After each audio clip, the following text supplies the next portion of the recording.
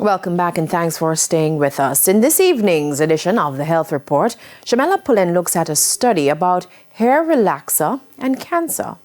According to the findings of the Boston University Black Women's Health Study, women who use hair relaxers for more than 20 years are at risk for endometrial or uterine cancer.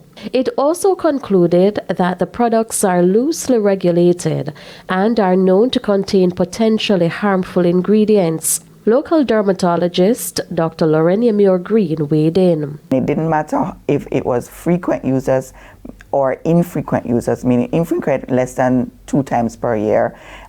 Frequent users are more than up to 7 times or more per year.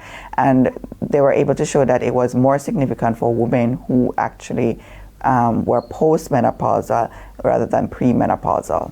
Dr. Muir-Green also questions aspects of the study, especially as it relates to the chemical compounds in the hair products. So phthalates, which are components of plastics, have been found in water bottles that we drink or bottled water from.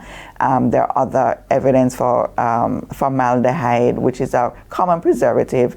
It's present in a lot of items that we use. So how do you actually tease apart what exactly is causing the problem?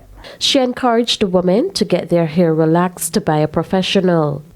I don't want to be preachy or say, no, you need to stop relaxing, because you have to feel comfortable in yourself. If you don't feel comfortable with how you are presenting, that's going to impact you. So I would suggest that, try to use other methods to keep your hair straight in between relaxers, and don't use it as often. With your health report, I'm Shamela Pullen wishing you good health.